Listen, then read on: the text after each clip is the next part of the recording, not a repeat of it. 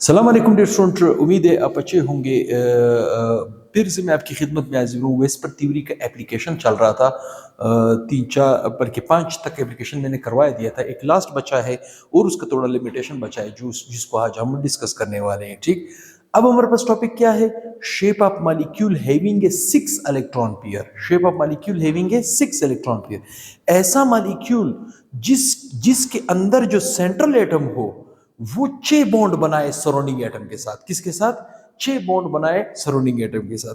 देखिए हमारे पास क्या है? Shape of molecule having a 6 electron pair, AB6 type के मॉलिक्यूल। ठीक, वो कौन से मॉलिक्यूल हो सकते हैं? वो मिसाल के तौर पे SF6 हो सकता है, जिसे हम सल्फर एक्साफ्लोराइड कहते हैं। ठीक, या हम एक्साफ्लोराइड कहते हैं। ठीक, सबसे पहली बात वही बात, फर्ज करें मैं इस मॉलिक्यूल को समझता हूं तो मैं इसके ऊपर भी इस थ्योरी को अप्लाई कर सकता हूं। ठीक, इस थ्योरी को अप्लाई कर सकता हूं। तो चलिए समझने की कोशिश करते हैं। देखिए मेरे पास मॉलिक्यूल है SF6। कौन सा मॉलिक्यूल है? SF6। ठीक, सबसे पहले नंबर पे इसके मैं क्या निकालूंगा? वैलेंस इलेक्ट्रॉन निकालूंगा। क्या निकालूंगा? कि यहाँ पे हमारे पास ये जो सल्फर का एटम है वो किस ज्योमेट्री से गुजर रहा है, मतलब इलेक्ट्रॉन पेयर ज्योमेट्री से गुजर रहा है। किससे गुजर रहा है? इसका मतलब है मैं इसका एब्रेडेशन का नंबर निकालूंगा। इस नंबर को निकालने के लिए मैं क्या करूंगा? मैं यहाँ पे सल्फर को लूंगा और यहाँ पे फ्लोरीन को लूंगा। मेरी बात यहाँ तक आपको समझ आ रही होगी। ठीक, सल्फर का एटॉमिक और फ्लोरीन का एटॉमिक नंबर है 9। 16 का मतलब क्या है कि पहले शेल में 2 इलेक्ट्रॉन, दूसरे में 8, ये हो गए 10। ठीक है, और तीसरे में है 6। 6 इसके क्या है? वैलेंस इलेक्ट्रॉन है। मेरा काम है वैलेंस इलेक्ट्रॉन के साथ। ठीक, अब आते हैं फ्लोरीन का 6। क्या चीज? सॉरी 9। 9 का मतलब क्या है कि पहले में 2 इलेक्ट्रॉन है, दूसरे में आपके पास अगर 9 है तो दूसरे में आपके पास कितने हो जाएंगे? 7। मैंने क्या कहा? 7। इसका मतलब वैलेंस इलेक्ट्रॉन हमारे पास है 7। 7 का मतलब क्या है? 7। देखिए फ्लोरीन 6 मॉलिक्यूल है तो 7 को हम 6 के साथ मल्टीप्लाई करेंगे। ठीक, क्या करेंगे? 7 को हम 6 के साथ मल्टीप्लाई करेंगे।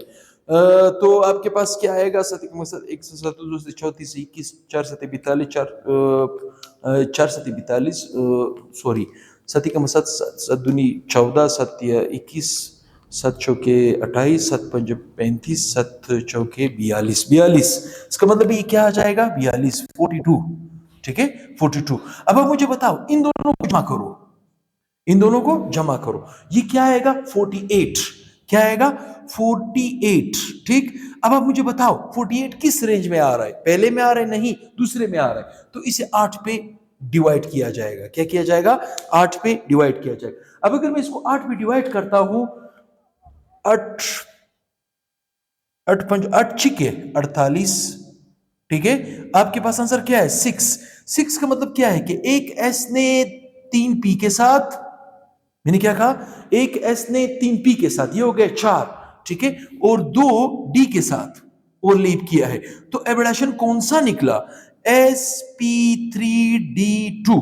ठीक, और ऐसा एटम जो sp3d2 से गुजरता है उसकी ज्योमेट्री आपके पास होती है ऑक्टाहेड्रल। क्या होती है? ऑक्टाहेड्रल ज्योमेट्री होती है। चले ऑक्टाहेड्रल ज्योमेट्री को हम कैसे ड्रा करते हैं। ठीक, इसका मतलब है कि इस SF6 में ये जो S है ये किस रिलेशन से गुजर रहा है? sp3d2 से गुजर रहा है। इसका मतलब है ऑक्टाहेड्रल ज्योमेट्री इसकी बनेगी। ऑक्टाहेड्रल ज्योमेट्री किस तरह होती है? मैं थोड़ा सा मार्कर की मदद से आपको समझाने की कोशिश करता हूं। ठीक, ऑक्टाहेड्रल ज्योमेट्री इस तरह बनती है, लाइक एक ही प्लेन में आप 4 मार्कर इस तरह रख दें। एक ही प्लेन में 4 मार्कर इस तरह रख दें। ठीक, 4 मार्कर रखने के बाद इस प्लेन को यू कर दे हॉरिजॉन्टल, एक को यू ऊपर अटैच कर दे, एक को यू नीचे अटैच कर दे। मेरी बात समझ रहे हो? देखिए जब इस प्लेन में मैंने 4 मार्कर इस तरह रखे तो ये एंगल भी 90 का, ये भी 90 का, ये भी 90 का, ये भी 90 का था। ठीक, कितना था? 90 90 का। और अगर मैं इस प्लेन को यू कर दूं हॉरिजॉन्टल और ये एक मार्कर यहां पे रख दूं तो ये एंगल भी कितने का होगा? 90 का। ये एंगल भी कितने होगा? 90 का। तो इट मींस जब मैं इसकी ज्योमेट्री ड्रा करूंगा तो मैं कहूंगा सल्फर। क्या कहूंगा? सल्फर। ठीक, सल्फर के बाद यहां पे मैं उसका यू कह सकते हो कि स्पेयर डाल दूंगा। यहां पे आपके पास एक फ्लोरीन अटैच है, यहां पे आपके पास दूसरा फ्लोरीन अटैच है, यहां पे आपके पास तीसरा फ्लोरीन अटैच है, यहां पे आपके पास चौथा फ्लोरीन अटैच है। ठीक, एक फ्लोरीन ऊपर, एक फ्लोरीन यू नीचे अटैच होगा। ठीक, अटैच होगा। अब अगर मैं आपसे पूछूं ये एंगल कितने का है, आप कहोगे सर 90 का। मैं कहूंगा ये एंगल कितने का है, आप कहोगे 90 का। मैं कहूंगा ये कितने का है, आप कहोगे 90 का। और अगर मैं कहूं ये एंगल कितने का है, आप कहोगे 90 का। ठीक, और ये एंगल जो ऊपर देखे, जैसे हमने यहां पे देखा, यहां पे हमने जब चार मार्कर इस तरह अरेंज किए एक ही प्लेन में, फिर हमने उसको यू ओरिजेंटल कर दिया। ये जो ऊपर हमने एक एटम लगाया, एक एटम नीचे लगाया। ठीक, ऑक्टाहेड्रल का मतलब क्या है, जो टेट्राहेड्रल का डबल हो, मतलब एक पिरामिड ऊपर बनेगा, एक पिरामिड नीचे बनेगा यूं। ठीक, और ये जो एंगल होगा ये कितने का होगा, 90 का। ये भी कितना का होगा, 90 का। तो ये जो एंगल है ये भी आपके पास कितना होगा, 90 का। ये एंगल भी कितने का होगा, 90 डिग्री का। इट मींस इसमें एंगल कितना होगा, आपको मिलेगा 90 डिग्री का। कितने का, 90 डिग्री का। अब देखिए लोन पेयर को निकालें। अगर लोन पेयर निकलता है तो आपको ये पहले मैं बता चुका हूं, ज्योमेट्री अलग, शेप अलग होगी। वरना अगर लोन पेयर नहीं निकलता, जो ज्योमेट्री होगी वही शेप होगा। मेरी बात यहां तक आपको समझ आ रही होगी। तो चले, जब हम लोन पेयर निकालते हैं, लोन पेयर का हमारे पास फार्मूला क्या था, मैं यहां पे यू इस जगह पे ड्रा कर रहा हूं। ठीक, लोन पेयर का हमारे पास फार्मूला था, लोन पेयर निकालने का फार्मूला था नंबर ऑफ एच का मतलब है एवोल्यूशन का नंबर। ठीक, plus plus surrounding atoms, plus sorry minus surrounding atoms, minus surrounding atoms. ठीक, माइनस सराउंडिंग एटम्स। ठीक, एवोल्यूशन का नंबर क्या है, एवोल्यूशन का नंबर आपके पास है 6। ठीक है, 6। और सराउंडिंग एटम कितने हैं, 6। 6 से 6 निकालोगे तो लोन पेयर कितना निकलेगा, 0। इट मींस जब लोन पेयर 0 होगा, कोई लोन पेयर नहीं होगा, तो जो ज्योमेट्री थी वही शेप होगा। मतलब जो इलेक्ट्रॉन पेयर ज्योमेट्री थी वही मॉलिक्यूलर ज्योमेट्री होगी, जिसे हम शेप कहते हैं। इसका मतलब है कि इसकी ज्योमेट्री टेट्राहेड्रल है। और साथ में अगर मैं आपसे पूछूं इसका मॉलिक्यूलर ज्योमेट्री, या जिसे हम प्यार से शेप कहते हैं, वो क्या होगा, आप कहोगे सर शेप और मॉलिक्यूलर ज्योमेट्री ऑक्टाहेड्रल ही होगी, क्योंकि कोई लोन पेयर नहीं निकलता। मैं समझता हूं शेप ऑफ मॉलिक्यूल कंटेनिंग या हैविंग ए 6 इलेक्ट्रॉन पेयर आपको अच्छी तरह समझ आ चुका होगा। अब वेस्पर थ्योरी का आपके पास लिमिटेशन है। लिमिटेशन का मतलब है, देखिए ये थ्योरी 100% एक्सेप्टेबल नहीं है।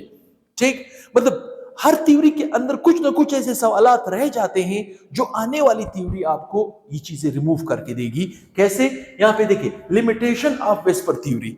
वेस्पर थ्योरी का क्या लिमिटेशन है। ठीक, सबसे पहली बात, this theory was fail to explain. ये थ्योरी फेल हो गई है एक्सप्लेन करने में। किस चीज की एक्सप्लेन करने में फेल हो गई है, नंबर 1, पहला, the sharing of electron in valence shell. जो वैलेंस शेल में इलेक्ट्रॉन शेयर हो रहे हैं, ठीक, शेयर हो रहे हैं, वो शेयरिंग किस तरह करता है। देखिए जब मॉलिक्यूल बनता है, जब दो एटम आपस में नजदीक आते हैं, तो उनके नतीजे में दो तरह के ऑर्बिटल्स बनते हैं। एक होते हैं बॉन्डिंग ऑर्बिटल, एक होता है एंटी बॉन्डिंग मॉलिक्यूलर ऑर्बिटल। ठीक, इसी को हम शेयरिंग ऑफ इलेक्ट्रॉन कहते हैं between two atom with in molecule. ठीक, तो ये इस बात को ये एक्सप्लेन नहीं कर सका। Sharing of electron valence shell ये एक्सप्लेन नहीं कर सका। दूसरा पॉइंट, ठीक, the paramagnetic nature of oxygen molecule, ये एक चीज में फेल हो गया। ये इस बात को साबित नहीं कर सका कि ऑक्सीजन जो है कायनात में पैरामैग्नेटिक है। मैंने क्या कहा, पैरामैग्नेटिक। पैरामैग्नेटिक का मतलब है ऐसा सब्सटेंस जो जब आप उस सब्सटेंस को मैग्नेटिक फील्ड से गुजारोगे, वो मैग्नेट की तरफ डाइवर्ट हो जाए, डिफ्लेक्ट हो जाए, मुड़ जाए। ठीक, तो जो मॉलिक्यूल मैग्नेटिक फील्ड की तरफ मुड़ेगा वो होगा पैरामैग्नेटिक। जो ज्यादा स्पीड से मुड़ेगा वो होगा फेरोमैग्नेटिक। जो नहीं मुड़ेगा वो होगा डायामैग्नेटिक। ऑक्सीजन मॉलिक्यूल हमारे पास नेचर में पैरामैग्नेटिक है। मैंने क्या कहा, पैरामैग्नेटिक है, क्योंकि जमीन की ग्रेविटेशनल फोर्स उसे खींच रही। इसीलिए हम ये कहते हैं कि जमीन के सरफेस पे ऑक्सीजन ज़्यादा है, आप जितना ऊपर जाते जाओगे ऑक्सीजन की डिफिशियंसी होती जाएगी। क्यों? क्योंकि oxygen is a paramagnetic in nature, वो मैग्नेट की तरफ मुड़ने की कोशिश करता है या मुड़ने की कोशिश। क्यों? क्योंकि उसके वैलेंस शेल में आपके पास कुछ ऐसे इलेक्ट्रॉन है जो कि अनपेयर्ड है, जिसे हम आगे थ्योरी, जिसे हम कहते हैं मॉलिक्यूलर ऑर्बिटल थ्योरी, उसमें इस बात को एक्सप्लेन करेंगे। तो ये थ्योरी एक्सप्लेन नहीं कर सकी कि oxygen is paramagnetic in nature. क्या चीज? Oxygen is a paramagnetic in nature, ये इस थ्योरी एक्सप्लेन नहीं कर सकी। ठीक। नंबर 3, तीसरा point, the shape of molecule having a delocalised pi electron. The shape of molecule having a delocalised pi electron. ठीक। इसका मतलब है ये थ्योरी हमें एक और चीज के बारे में भी नहीं बता सकी कि हमारे पास जब एटम आपस में नजदीक आते हैं तो सिग्मा बॉन्ड बनता है और as well as pi bond बनता है, और पाई बॉन्ड जो है वो डीलोकलाइज्ड, लोकलाइज नहीं है, डीलोकलाइज, जिसे हम रेजोनेंस कहते हैं। मैंने क्या कहा? रेजोनेंस। जो रेजोनेटिंग स्ट्रक्चर इससे पहले किसी ने टॉपिक नहीं देखा है वो देख सकता है, वहां पे मैंने एक्सप्लेन किया है कि जो पाई इलेक्ट्रॉन है ये घूमता है। घूमता कैसे है कि पाई इलेक्ट्रॉन लोन पेयर में चेंज हो जाता है, लोन पेयर पाई इलेक्ट्रॉन में चेंज हो जाता है। तो ये पाई इलेक्ट्रॉन चूंकि एक पोजीशन पे नहीं रुकता, घूमता है, इसे हम डीलोकलाइज्ड इलेक्ट्रॉन कहते हैं, डीलोकलाइज्ड बॉन्ड कहते हैं। तो ये डीलोकलाइजेशन ऑफ पाई इलेक्ट्रॉन को भी एक्सप्लेन नहीं कर सका। ठीक। 3 चीजों को एक्सप्लेन नहीं कर सका। एक, वैलेंस शेल में इलेक्ट्रॉन की शेयरिंग को एक्सप्लेन नहीं कर सका। दूसरा, ऑक्सीजन पैरामैग्नेटिक के नेचर में ये एक्सप्लेन नहीं कर सका। तीसरा, ये थ्योरी आपको ये एक्सप्लेन नहीं कर सका कि पाई इलेक्ट्रॉन जो है वो लोकलाइज्ड बॉन्ड नहीं है बल्कि डीलोकलाइज्ड है, एक जगह पे नहीं रुकता, अपने आप को चेंज करता रहता है, जिसे हम रेजोनेंस कहते हैं। जिससे किसी ने पिछला लेक्चर नहीं देखा है रेजोनेंस का, तो रेजोनेंस में ये चीज मैं एक्सप्लेन कर चुका हूं। किसी ने स्क्रीनशॉट लेना हो तो मैं उसको मौका दूंगा। मैं समझता हूं ये टॉपिक अभी आपका क्लियर हो चुका है, ये टॉपिक आपका अभी क्लियर हो चुका है। अब इसके बाद जैसे मैंने आपसे वादा किया था कि इसके बाद जो मॉलिक्यूलर ऑर्बिटल थ्योरी है वो वहीद अहमद रिसानी साहब इंशाल्लाह उसने कहा ये थ्योरी मैं करवाऊंगा। अच्छा है, आप लोगों को थोड़ा सा टेस्ट बिल्डअप होगा, थोड़ा सा टेस्ट डेवलप्ड होगा, आपको एक नया टीचर भी हमारे स्टेशन पे मिलेगा, हमारे प्लेटफॉर्म पे मिलेगा। टेस्ट चेंज होना चाहिए वैसे स्टूडेंट्स का, कुछ नॉलेज आपको वही सा भी देगा। देखेंगे फिर बाद में जब भी हमें मौका मिला तो फिर इस टॉपिक के ऊपर भी बात करेंगे, जहाँ जहाँ पे कोई मसला आता गया उसको भी हाईलाइट करेंगे। ठीक। तो बहुत ही जल्द इंशाल्लाह नेक्स्ट लेक्चर के साथ हाजिर होऊंगा। अल्लाह हाफिज़।